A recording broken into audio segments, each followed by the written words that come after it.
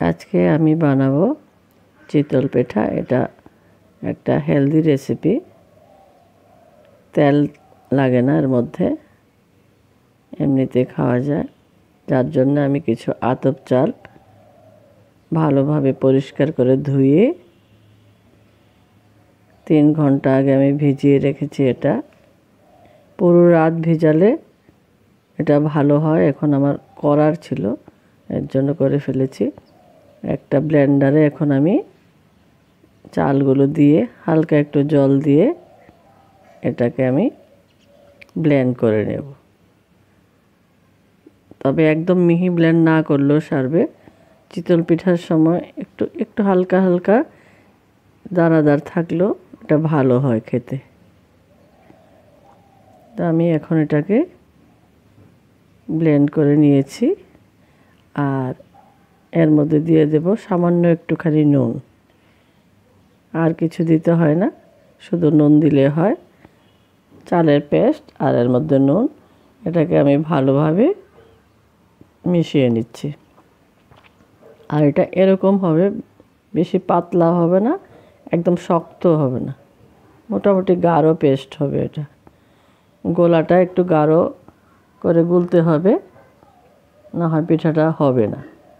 তো এর জন্য আমি এখন কড়াই বসিয়ে দিচ্ছি। এতে আমি একটু তেল দিয়ে নেব, অল্প একটু সাদা তেল দিয়ে এটাকে আমি যাতে না লেগে যায় এর জন্য করে নেব। একটু জল ছিটা দেবো এর মধ্যে। আমি জল ছিটা দিয়ে যেভাবে দোসা বানানো হয় এরকমভাবে করে নেব। কড়াইতে আমি তেল দিয়ে দিয়েছি, একটু সামান্য জল ছিটা দিয়ে ভালোভাবে এটাকে আমি তেলটা মুছে নেব।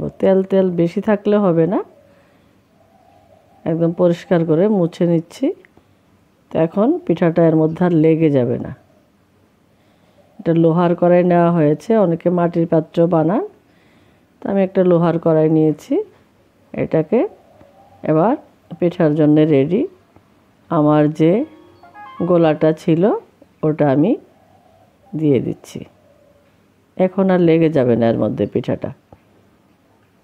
তো গোলাটা দিয়ে এটা করতে হয় পুরো আগুনটা বাড়িয়ে, পুরো আঁচে করতে হবে। তো এটাকে একটু ঢেকে দিতে হবে আমার।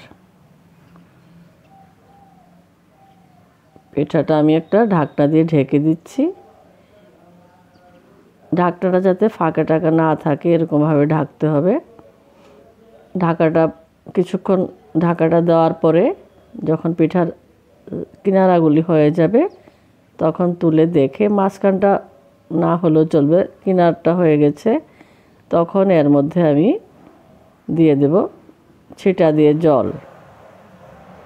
অনেকখানা জল না, সামান্য পরিমাণ জল দিয়ে আবার ঢেকে দেব, যাতে পুরো সিদ্ধ হয়ে যায়, কাঁচা যাতে না থাকে। তো এখন কিছুক্ষণ রাখার পরে এবার আমি খুলে দেখছি পিঠাটা আমার হয়ে গেছে। আর তুলতেও কোনো অসুবিধা হচ্ছে না, কারণ আমি কড়াইটা আগে রেডি করে নিয়েছিলাম। খুব সুন্দর চিতল পিঠা হয়ে গেছে। তো এরকমভাবে আমি পিঠাটা করে নিলাম। আর তারপরে আমি আর একটা পিঠা দেখাচ্ছি। এর মধ্যে বারবার আর তেল দিতে হবে না, ওই কড়াইটা একটু মুছে নিলে হয়। এর মধ্যে আমি আবার আরেকটা পিঠা দিয়ে দিচ্ছি। একইভাবে এটাকে আমি একটু ঢেকে দেব। ঢেকে দিয়ে একটু সময় রেখে তারপরে যখন কিনারটা হয়ে গেছে তখন এর মধ্যে একটু জল দিয়ে